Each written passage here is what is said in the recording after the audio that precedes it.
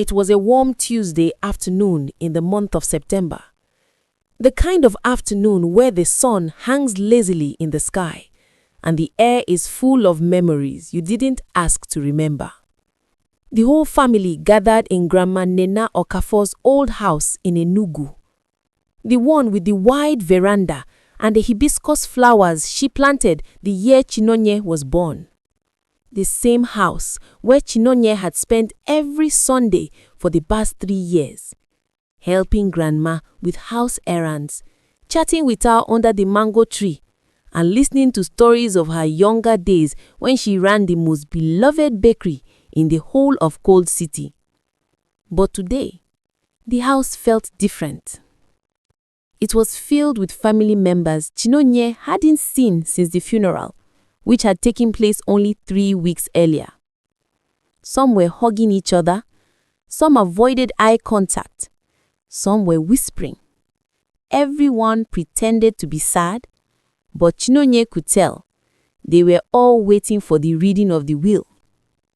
Her mother, Mrs. Adaora Okafor, sat quietly beside her, occasionally squeezing her hand for comfort.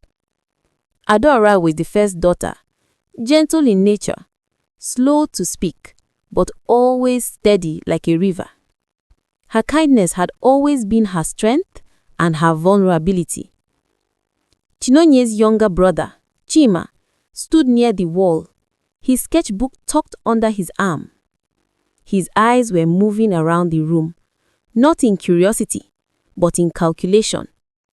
He was studying everyone the way he studied landscapes, noticing which emotions were real and which ones were just decorations. Across the room, Uncle Ifeanyi, Grandma's first son, had already claimed the largest armchair, leaning back like it already belonged to him. He was a man who walked like the world owed him applause. His wife, Auntie Amara, sat beside him, tapping rapidly on her phone, probably updating her friends on WhatsApp and Facebook about being at the family inheritance meeting. And then there was Oluchukwu, Chinonye's cousin. Beautiful, polished, wealthy, always dressed like she was born for magazine covers. She sat directly opposite Chinonye in a sharply tailored blazer, expensive wig perfectly laid, long nails tinted wine red. Oluchukwu had always been the family's shining star. Real estate agent, new Mercedes, apartment in Victoria Island, Instagram followers in the tens of thousands. She looked at Chinonye with a faint smirk, like she couldn't understand how someone who lived such a simple life could have been so close to Grandma. Chinonye didn't look away. She had nothing to prove. Grandma knew who showed up and who only showed off. At the front of the room stood Barrister Chukwudi, the family lawyer. He was a distinguished elderly man with a soft voice and eyes that had seen generations of families tear themselves apart over property. Grandma had trusted him for more than 30 years. She always said, "That man knows how to keep truth safe." He cleared his throat and opened the manila envelope holding the will. The sound alone drew silence across the room. Before he could begin, the old house seemed to breathe. The familiar scent drifted through the air. Fresh bread, cinnamon, warm sugar, Grandma's scent. The smell hit Chinonye first. She froze. No one had baked in that kitchen since Grandma died. Yet the air carried it. Soft, sweet, like a memory refusing to fade. Chinonye smoothed her simple pattern dress, the one Grandma always said made her look like sunlight walking. She could almost hear her grandmother's voice. "Name me. Beauty is not the cloth you wear. It is the kindness you carry." Oluchukwu noticed and smirked. "Well, Oluchukwu said loudly, admiring herself in Grandma's tall mirror. Some people still dress like they are going to the village women's meeting. Chinonye didn't move. Grandma loved this dress. And Grandma loved everybody, Oluchukwu replied sharply, crossing her legs. But love doesn't pay bills. Style does. Chima stepped closer, placing his hand lightly on Chinonye's shoulder. She's only talking loudly because she wants attention, he whispered. They both tried not to smile. The living room was rearranged for the will reading. Extra chairs were brought from the dining room. The lace curtains filtered the sunlight into soft patterns on the polished wooden floor. The same floor Chinonye mopped with Grandma just a month ago. The house felt full, but also empty. Like something was missing. Something was waiting. Everyone, settle down, Barrister Chukwudi said gently. We have a lot to go through. As people shifted into their seats, tension wrapped itself around the room like thick smoke. Auntie Amara positioned her phone discreetly, still recording herself. Uncle Ifeanyi adjusted his collar, already impatient. Oluchukwu crossed her arms, chin high with confidence. Chima leaned quietly against the wall, sketchbook in hand. And Chinonye sat still, spine straight, eyes calm. Then without warning, Uncle Ifeanyi stood up. He looked around the room with a fake sad smile. Before we begin, he said, let us acknowledge that Mother was, how do I say it, not herself in her final months. Her memory was fading. She got confused. People could easily influence her. Don't say that. Adora snapped, her voice surprisingly sharp. Mama was well. She was alert. Don't twist her decline into a tool for your greed. Uncle Ifeanyi pretended to look hot. I'm only pointing out that some people had far more access than others. Some people were in this house every week. Some people could have influenced her decisions. He did not say Chinonye's name, but everyone's eyes turned to her. Chinonye's chest tightened, but she said nothing. Truth doesn't shout. The silence stretched. Barrister Chukwudi nodded. Shall we begin? He opened the will. I, Nena Okafor, being of sound mind and clear judgment, do declare this to be my last will and testament. The formality of the words felt too large for the small, cozy living room full of hibiscus scent and old photographs. To my son, Ifeanyi Okafor, I leave my carved wooden Igbo collection and 1,500,000 naira to support his business challenges. Uncle Ifeanyi stiffened. The carved wooden eagles? Those carved eagles were valuable, but nowhere near what he expected. He had been counting on enough to rescue his collapsing construction company. To my daughter-in-law, Amara Okafor, I leave my dining set and 300,000 naira to encourage her creativity and personal growth. Auntie Amara's smile vanished. I almost felt sorry for her. Almost. To my grandson, Chima Okafor, I leave my art collection and 2 million naira to support his artistic dreams. He must continue to create. Chima blinked. His voice caught. He nodded silently, emotion thick in his throat. To my daughter, Adora Okakao, I leave my gold jewelry set and 3,500,000 naira. Adora placed her hand over her mouth, tears rising. The jewelry included the gold pendant Nena wore on her wedding day. Then, the room shifted. Everyone leaned forward. The lawyer continued. To my granddaughter, Oluchukwu. Oluchukwu smiled, chin raised. I leave the silver brooch she admired and 500,000 naira.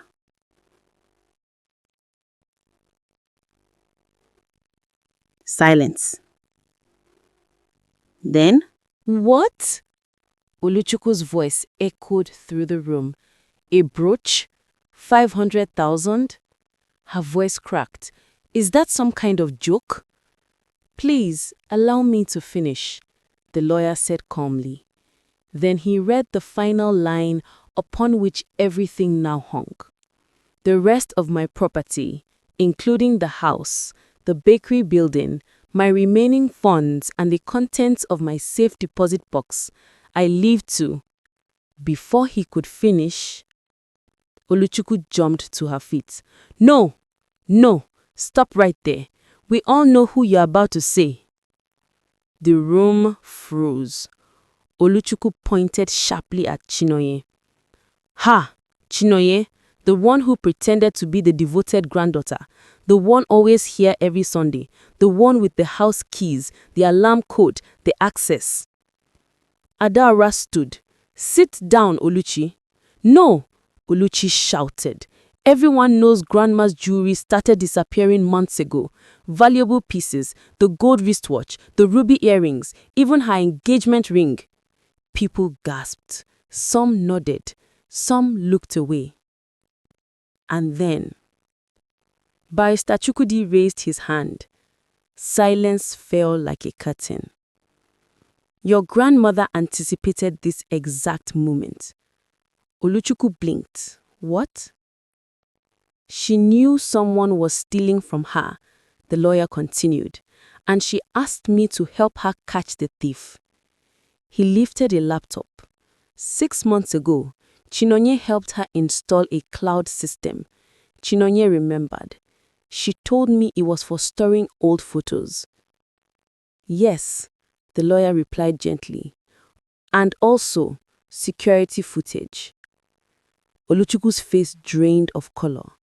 Your grandmother recorded every theft, every conversation, every plan, every betrayal. He turned to the TV. Shall we watch? The room stopped breathing. And just like that, the truth was ready to walk into the light. The room was silent. Not the quiet kind of silence, but the heavy kind. The kind that sits on the chest and refuses to move. Everyone stared at the television screen as the lawyer connected the laptop. The screen flickered for a moment, then the living room of Grandma Niena's house appeared. This living room, just months earlier. Chinonye felt her heartbeat echo in her ears. Chima took a step closer, his hand near her shoulder. Adaora slowly closed her eyes and whispered a prayer. The lawyer spoke calmly. This footage was recorded automatically from a hidden camera in the china cabinet, installed by Chinonye at your grandmother's request. Oluchi shifted in her seat. Her once confident expression was now strained, her jaw tight. Then the video played. The date displayed in the top corner, 3 months before Grandma's passing. The living room looked the same as today, except brighter, warmer, alive. Grandma Niena sat in her favorite chair, her hair wrapped in her soft lilac scarf. She was not confused, she was not weak, she was smiling, strong and aware. Then the front door opened. Oluchi walked in. Chinonye heard someone gasp in the room. On screen, Oluchi hugged Grandma. "Grandma, I won an award," she said proudly. Hey, my daughter, congratulations," Grandma said with a soft laugh. "Come, sit." But Oluchi didn't sit. Instead, she walked to Grandma's bedroom door. Grandma watched her quietly. "What are you looking for?" "My earrings, the ruby ones. I want to wear them to Abuja for the award ceremony." Grandma's voice was calm, almost sad. "Those earrings are in my safe box, and they are not yours. You know that." Oluchi stiffened. Her voice turned cold. "You don't wear them anymore. What use are they to you?" The room watching the video froze. Then, on screen, slowly, deliberately, Oluchi walked to Grandma's jewelry box, took a small bag, and slipped it into her purse. Grandma said quietly, "If you ask, I will give you, but taking without asking is not love." Oluchi laughed lightly. "Grandma, please, I'm your granddaughter. Everything here will be mine one day anyway." The room in real life exploded with reactions. "What? Oluchi, how could you? This is shameful." Oluchi stood up, voice high and shaking. "This proves nothing. She could have—" But the lawyer raised her hand. "There is more." The second clip began. This time, Grandma stood in the hallway talking on the phone. Her voice tired, but her mind sharp. She said, "Chinonye, my dear, I know it is Oluchi. I have seen her taking things. Do not confront her yet. Let peace reign. But one day, the truth will be needed, and I want you to help reveal it gently, without hate." Chinonye remembered that call, the tremor, the fear, the love. The screen went dark. The lawyer turned off the TV. Silence again, but not the same silence as before. Now, truth was sitting in the room. Chinonye looked at Oluchi. Oluchi's face had crumbled. The confident shine was gone. Her eyes were wet, not with regret, but humiliation and rage. "You all planned this. All of you. You wanted to embarrass me." "No," Adaora said softly. "You embarrassed yourself." Oluchi shook her head violently, tears spilling. "She always loved you more." She spat at Chinonye. "You, the quiet one, the one who stayed, the one who made her hair, the one who made her tea, the one who prayed with her, the one she trusted to know her passwords and secrets. You think that makes you better than me?" Chinonye didn't move. Her voice was calm, but her eyes glistened. "I don't think I am better than you, but I loved her, truly. And she loved me. Not because of anything I did, because of who she was." Oluchi let out a sound, half laugh, half sob, and collapsed into her chair. The lawyer cleared his throat and continued reading the final line of the will. "I, Inyena Okafor, leave my house, the bakery, my remaining funds, all my cooking books, and my legacy to my granddaughter, Chinonye Adaze Okafor, because she did not just visit me, she saw me." The air broke. Someone clapped, softly. Then someone else clapped. Not mockery, respect. But Chinonye wasn't smiling. Tears were lining her jaw. Chima stepped to her side, hand on her back. "She knew," he whispered. "Grandma saw everything." Adaora wrapped her arms around her, strong, warm, trembling. "You honored her, and now she honors you." Uncle Ifeanyi stood up slowly. His face had changed. The pride was gone. "Is there any appeal process?" he asked, voice small. The lawyer nodded. "You can challenge the will in court, but you will lose. The recordings are legal. The mental health evaluations were done. Your mother was not confused." Ifeanyi sat down, deflated. Auntie Amara quietly put her phone away. No more recording, no more performance. Chima held his sketchbook close, but he wasn't drawing. He was absorbing, And Oluchi. She stood and walked toward the door, but she stopped beside Chinonye. Her voice was a whisper, cracked, human. She loved you more, she said. Chinonye shook her head gently. No, she just loved us in different ways. Oluchi cried them, not dramatic tears, real tears, painful, heavy tears. I don't know how to be enough, she whispered. And for the first time in a long time, Chinonye reached for her cousin and hugged her. Oluchi froze. Then, slowly, she held on. No applause, no soundtrack, just forgiveness trying to breathe. Weeks passed.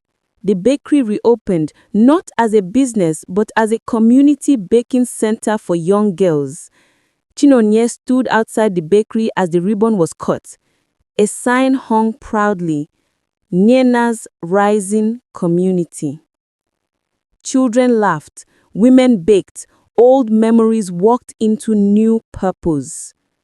Chima painted murals along the walls, bright, joyful, alive.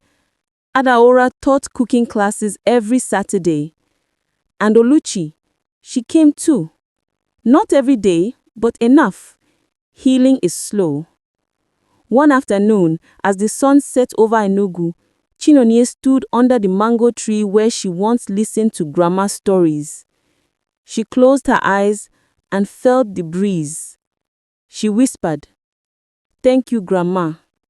I will keep rising." And somewhere in that quiet space between heartbeats, she felt an answer. Sometimes inheritance is not what is left in your hands, but what is left in your heart. Sometimes love is loud, sometimes love is patient, but true love is consistent. Legacy is not the house, not the jewelry, not the money. Legacy is the life you build from love. And like bread in an oven, it rises when you nurture it.